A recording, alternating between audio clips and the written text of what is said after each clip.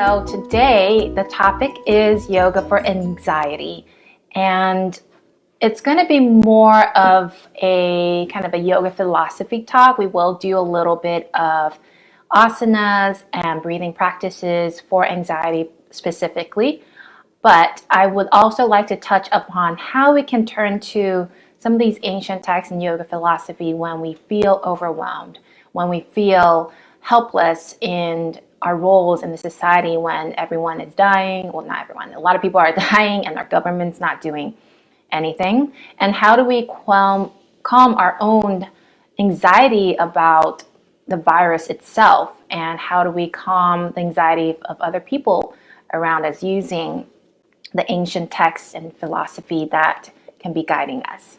So I'm referring from the Yoga Sutras.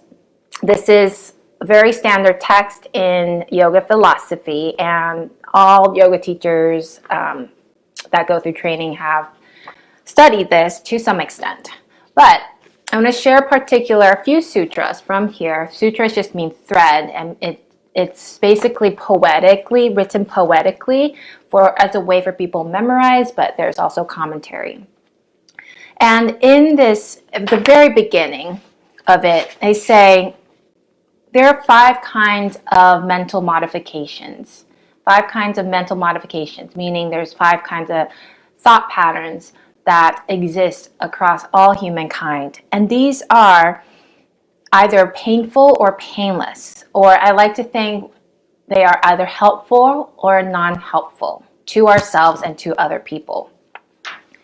And these 5 are right knowledge, number 1, right knowledge. Number 2, misconception. Number 3, imagination. Number 4 is sleep. And number 5 is memory. And I'll go through each of these right now in a little bit more detail. So you may find that with all the news and everyone talking about it on social media, you may start to figure out which one belongs in which category in terms of how your thinking processes and patterns are categorizing them. So the first one, right knowledge. So these are direct sources, for example, from the scientists or the CDC or the WHO, who are providing us hard data, hard facts about the statistics, the numbers of cases, the numbers of death, and what they know so far in terms of the short amount of time they've had to study about this virus, what they know so far in terms of the danger of this virus. And that's the right knowledge. That's coming directly from people who work with this strain of virus. Okay. Then there is misconception, and these misconceptions can come from other people who have read the statistics, but then because of their own minds and their own perception or their own lenses, they kind of distort the truth a little bit. And then you hear it from somebody else. It's like a game of telephone, you know. You hear it from somebody else who heard it from somebody else. And at some point, the truth is no longer the truth. And the misconception becomes something that is distorted, and it could create more fear in your mind that is far away from the hard fact, far away from the number 1, the right knowledge, where we're getting the hard facts and data from CDC and WHO and scientists who work from it. So number 1, again, is right knowledge. Number 2 is misconception. And those who are just joining, I am talking about the 5 kinds of mental modification or thought patterns across all human mind that are either helpful or not helpful. And to me, I use these when I categorize my thoughts. Okay, which one is the right knowledge? Which ones are non-helpful? And this all comes from the Yoga Sutras of Patanjali. So the third one is imagination or delusion. And this could come from, maybe you did get some hard data and facts from CDC and WHO. But maybe your mind starts doing things to you. Maybe you're starting to imagine the worst case scenario that can happen. Maybe you've watched apocalyptic movies, and then that memory kind of carry into your current perception of what might happen. And that could, again, invoke unnecessary fear and anxiety that's far away from the truth right now. So that's the third one, imagination. Now, the fourth mental modification or thought pattern that exists across all human mind is sleep. And in this context, to me, the sleep is more something like you're numbing from what's going on. So you're being ignorant and maybe complacent to the reality of what's going on. And we all probably know some of these people, or maybe we know people that we hear in the news and media, or certain people in the government who are just kind of ignorant about it. And again, that is not helpful. Some people run and numb themselves from the facts and the truth as a coping mechanism as well, to not have to feel the pain. Okay, so that's the fourth kind of thought pattern that are either helpful or not helpful for the human mind. Now, the last one is memory. And I kind of alluded to it a little while ago when I was talking imagination, memory. It could be memory from apocalyptic movies that you've seen that kind of tinge your current perception of what's going on with a little bit more fear and with a little bit more anxiety that's more than necessary, and that is not necessarily true.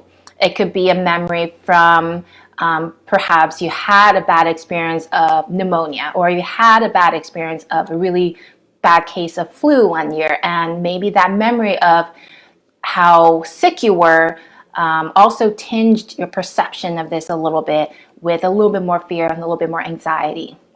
So again, these 5 kind of mental modifications, right knowledge, this is the one that gives us the most hard data and fact and things closest to truth that comes directly from the source, directly from the scientists who are studying this virus, directly from CDC and WHO, who are I think to their best ability and that their best effort giving us facts to help us prepare for this virus and kind of give us action items to do. The second, again, is misconception, and this could be like a game of telephone. It could be a distorted message from someone else who have their own perception about the virus, and you hear from someone else instead of the direct source, and that could be a misconception. The third one is imagination, so imagining things way out of proportion, and this is where the anxiety comes in too. A misconception, the imagination. The fourth one, which is sleep, the numbing and the ignorant of it, that's kind of opposite of the anxiety and fear. It is kind of trying to block that reality due to the anxiety and fear. And the fifth one is, again, memory of something that you feel relatable to this moment, and that adds on anxiety and fear. So it is helpful for all of us to kind of look at what thought patterns we're currently experiencing right now and which one goes into which category. And it's very hard at this moment to not get too mixed up in all of these different thoughts, because you're getting so much information left, right, and center.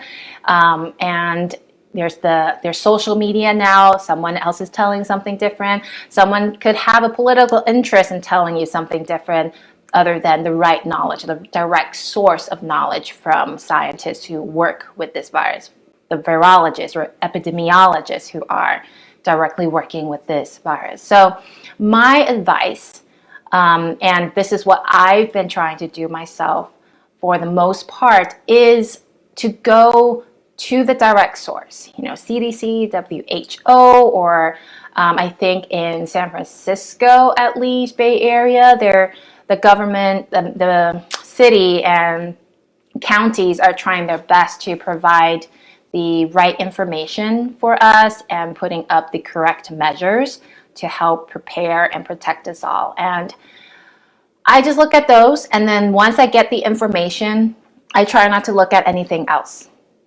And that's really hard, because with us being at home now, it could be very hard not to just go on Instagram and Facebook and keep scrolling and look at the next article and the next article. But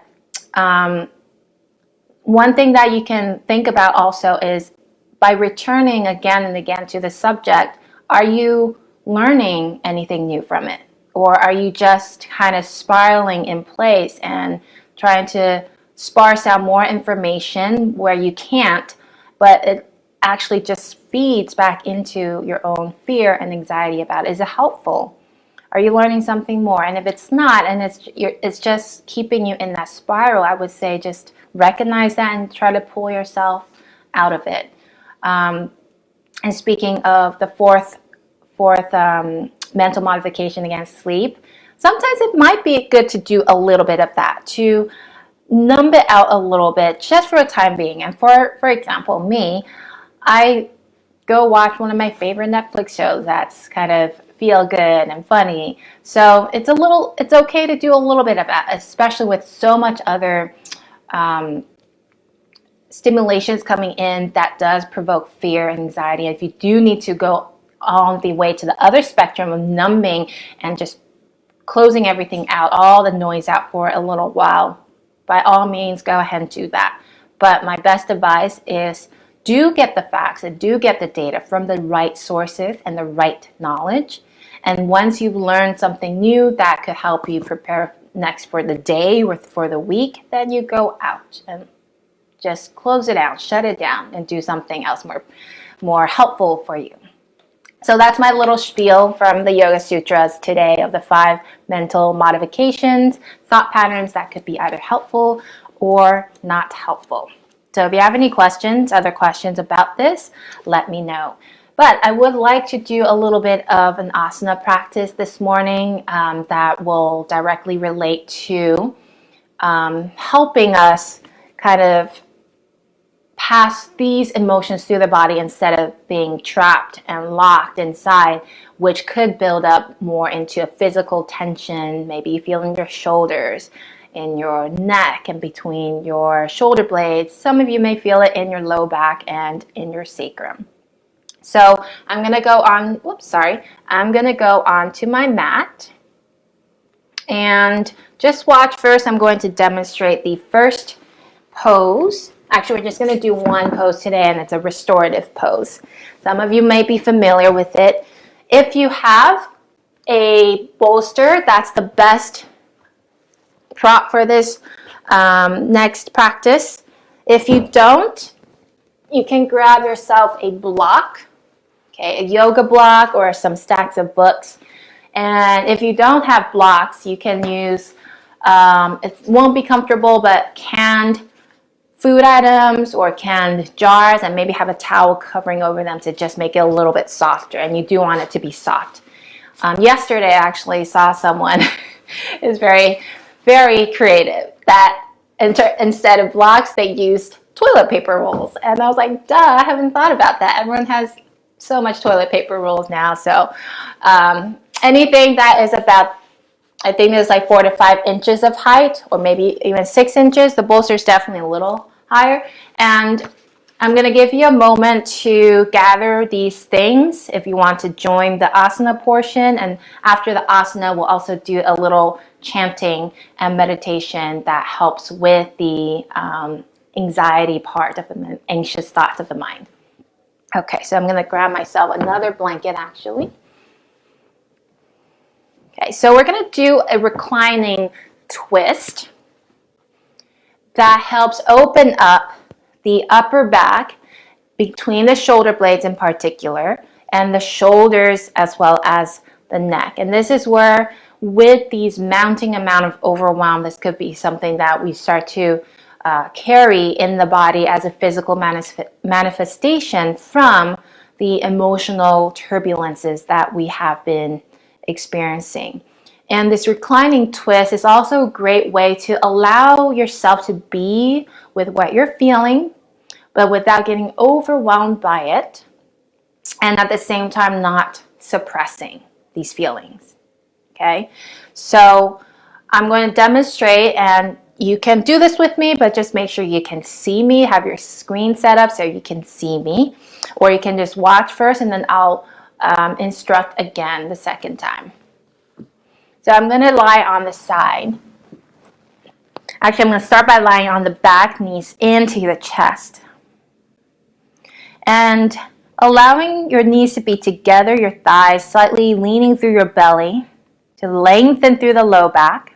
And you can all do this together with me. And just feel your breath into the back of your body.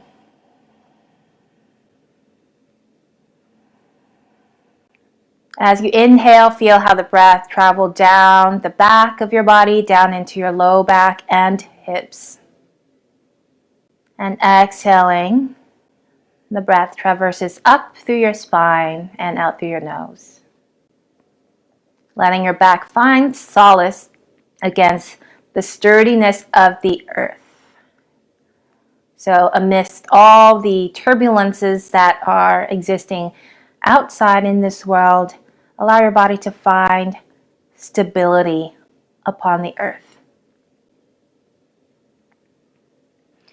And then you're going to roll onto one side, whichever side that you can face the screen and see me. And as you roll onto the side, your knee stays bent. Okay, and they're pretty high up. They're kind of tucked in. You're kind of curled up on your side, but make sure your feet are not tucked too far in. You want to be able to slide your feet out and kind of see your toes a little bit. Now, if you have a block or a bolster, this is the time where you can put it out behind you. So I have a block behind me, or your toilet paper roll, or your canned food jar items. Okay, and place your hand, the other hand, on your waist, and don't cross your thumb back. You're going to keep your thumb resting in the same direction with your other four fingers over your waist. And as you exhale, let your elbow drop back and rest upon the block, bolster, or whatever support that you have behind you. Let your head turn in whichever direction that feels the most comfortable. Now, if you feel discomfort in your neck and shoulders, I'm going to roll all the way forward. So you're going to untwist and maybe pad some more height behind you for your elbow. Okay, so maybe 2 blocks, or maybe get a pillow or something to add just a little bit more height, an inch or 2, and then try twisting back again. And you're not pushing your way down, forcing your way down. It won't feel like a big stretch here. It should feel supported. Your elbow should be able to lean into the support that you have behind you. And what you're creating essentially is a space, a container within which your body can rest into.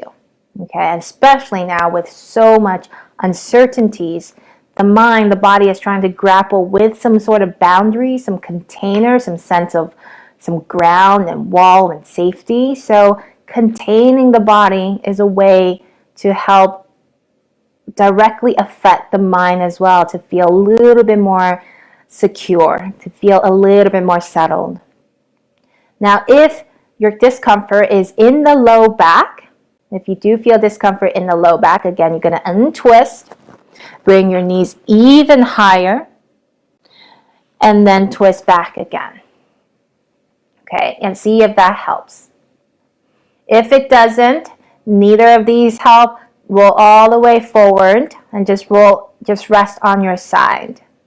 Okay, this is one of the caveats of online, is that I can't, usually I'm doing a lot of hands-on adjustments and supporting and piling on blankets and props for the body to create more containment. But we can do the best to our abilities here. So we're going to stay here for another few breaths. Allow your breath to be easeful. Just letting your breath travel and breathe into whatever areas that feel most comfortable. You can close your eyes if you like. And as you bring your awareness into the side of the chest, upper back, and shoulder that is being a little bit twisted, a little bit opened, perhaps you find something in there, in the rib cage, in the shoulder and chest, to soften and release. Perhaps imagine as if you're taking off a heavy load off your shoulder, heavy backpack, or something heavy maybe you've been carrying for the whole week or so. Just take that off. Let your shoulders settle. Allowing your shoulder blades to slide downward as well with the effects of gravity.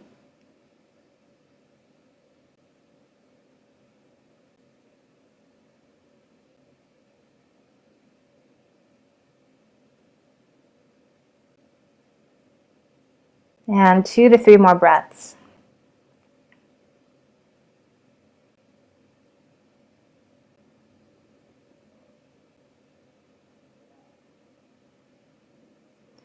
And to come out of this position, you bring your knees back up towards the ceiling. Hold your knees in, side by side with your hands.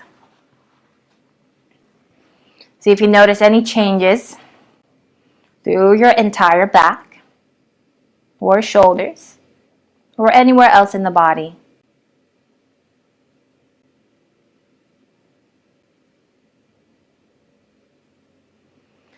And then we'll go on to the other side. So we're going to roll to your second side. You may be rolling away from the screen. Okay, that's fine. Unless you want to still be able to see the screen, then you just rearrange your body. Okay, so again, as you roll out to the side, your knees will be quite high up, above your wrist or so, between your wrist and elbow when you extend the bottom arm down. And make sure you can see your feet so that your feet are not tucked underneath you. Rest your upper arm and hand on your belly with your thumb wrapping in the same direction as your forefinger, so not cross back. And on the exhale, you're going to let your body roll back to rest onto the block, bolster, whatever support that you have prepared behind you. Again, if there's discomfort in the neck and shoulders, roll yourself forward, so untwist, and stack some more height onto that support you have behind you. Maybe add another pillow or blanket or another block. Okay, you want to make sure that your elbow, as you lean back, the elbow is leaning firmly into that support. It shouldn't be hanging. It shouldn't be feeling like it's overstretched. Now, if you feel discomfort in your low back and hips, again, you roll forward, bring your knees even higher, and then try again rolling back, see if that helps. Okay? By just bringing the knees a little higher, you're preventing the spring leak from the low back when you twist. So that make sure that we're twisting into the upper back between the shoulder blades instead. We want to target the twist there, where there's a lot of tightness and rigidity. And let your head rest wherever is comfortable, wherever feels most natural and effortless. And you let your body just become completely free from effort as much as you can to your best ability. You can bring your awareness into your this is my left rib cage, but whichever side, whichever rib cage is being opened and twisted right now. Bring your awareness there. And as your awareness is brought to that area, perhaps you can find a little bit more something else in there, into the rib cage, somewhere to soften and release.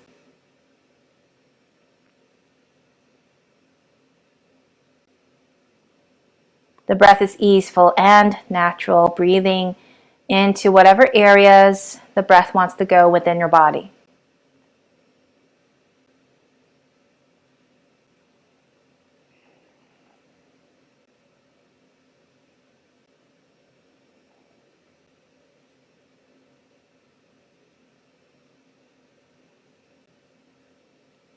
And take 2 to 3 more breaths here.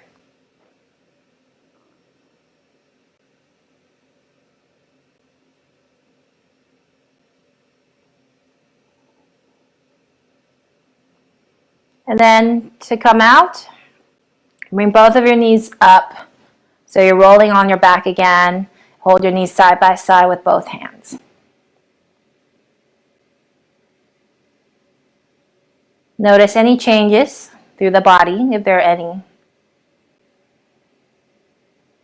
And for me, my back just feels deeper into the ground, as if it just sank a little bit. There's more contact with the floor. And then roll to one side and take a comfortable seat somewhere, maybe on your block or bolster.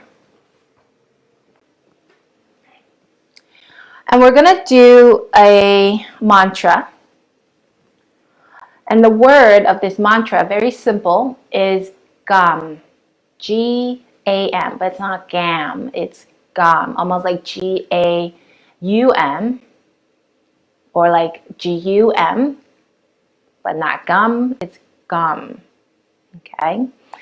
And this seed mantra, according to the yoga traditions, this seed mantra helps us clear the mind of any delusion. It helps direct the mind into proper categorization so that we can better understand the thought patterns in our mind and be able to discern what is helpful and what is not helpful. So if you go back to the very beginning when I was explaining the 5 types of mental modifications or 5 types of thought patterns, the seed mantra GAM, the seed sound GAM, will help us categorize what thoughts belong into which, and which one is the right knowledge, and what is the most helpful for us right now. And let everything else just be there. You don't need to pay attention to it. It's not helpful to feed into any anxious feeling or overwhelm. So let's do this together. You can just do it from where you are, GAM. And I'm going to just repeat for a couple minutes or so. And the idea is to let the sound kind of flood through your mind and flood through your body, and in the way it actually drowns out any other noises and thoughts in your head. So taking a comfortable seat, you can have your hands on your thighs, or you can just have your hands wherever it is comfortable, where you can forget about them. If you are more comfortable seated on the chair, you can do so as well. Gam, gam, gam, gam, gam, gam, gam, gam, gam, gam, gam, gam. Gam, gam, gam, gam, gam, gam, gam, gam, gam, gam, gam, gam. Gam, gam.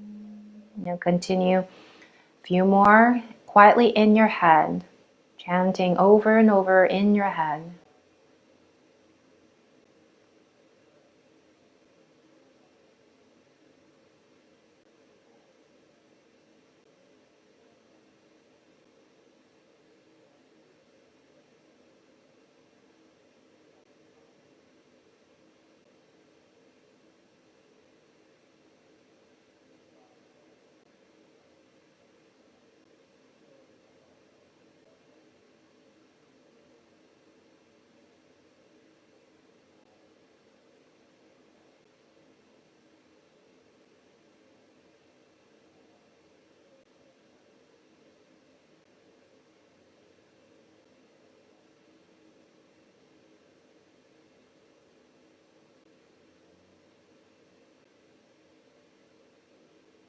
And finish your last round, then just sit in the residues.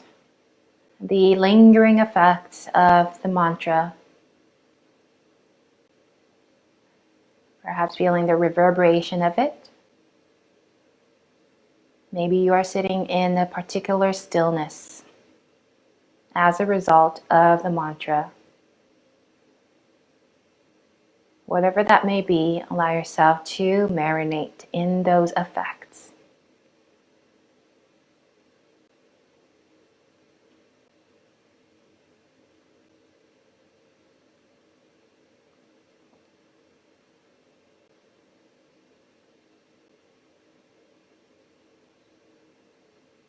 And when you're ready, you can now slowly open your eyes.